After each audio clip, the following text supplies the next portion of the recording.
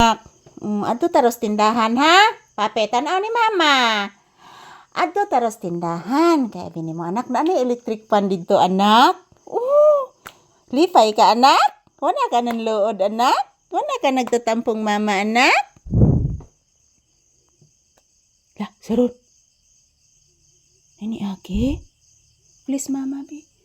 Ubay ka kablis ka ganina. Taga santo iho ko. Nanlood ay ka ganina anak. Kantahan lang ni mama. Pinangga ning mama ang akong papi. Papi kong pinangga ng sobra. Kay luoran maninga papi. Yan kanina guys, yung ulam ni papi is isda. Kaninang umaga. So ngayong gabi, yung ulam ni papi na hapunan namin is carne norte with eggs. So kumain naman po si papi guys.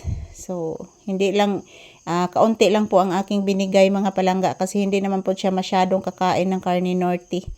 Yung paborito ni papi guys is chicken talaga at barbecue. Bless again. Taga Santo Iho ko. Ayan po mga palangga. Sa wakas mga palangga, nakalugar na dyan ko ukuha og video karon ni papi. Karon pang gabi guys. Kay kaganina mga palangga, pagkahuman ako upload doon po ako sa bundok.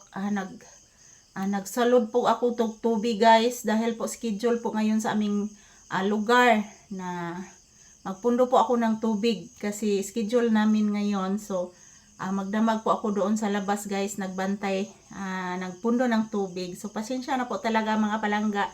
Ngayon lang po akong gabi naka-update po sa inyo guys. Pasensya na po. I love you all. Today is November 11, 2025. Araw ngayon ng Martes mga langga ko. And this is Papi's update. Mwah!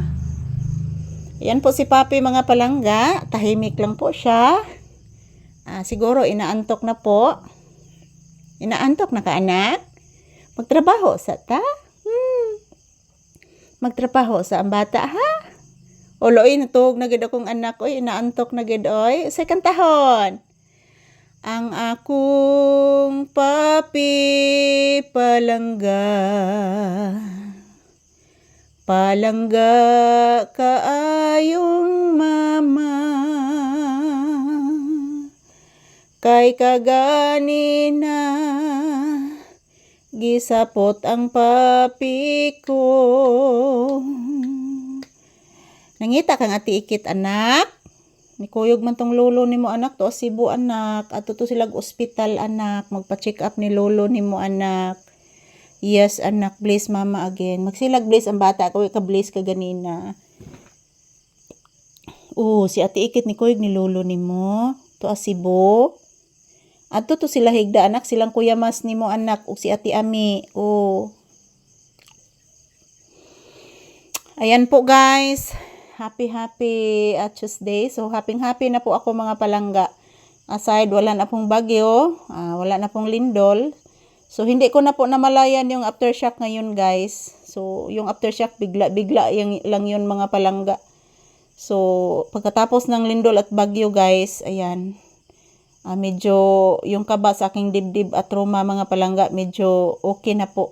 Kasi yung dibdib ko mga palangga maninikip talaga pag matatakot po ako sa lindol at bagyo. Maninikip talaga yung aking dibdib guys. Mura ginay akong makuyawan mga palangga. So thank you for watching. I love you all. Love, love, love, papi.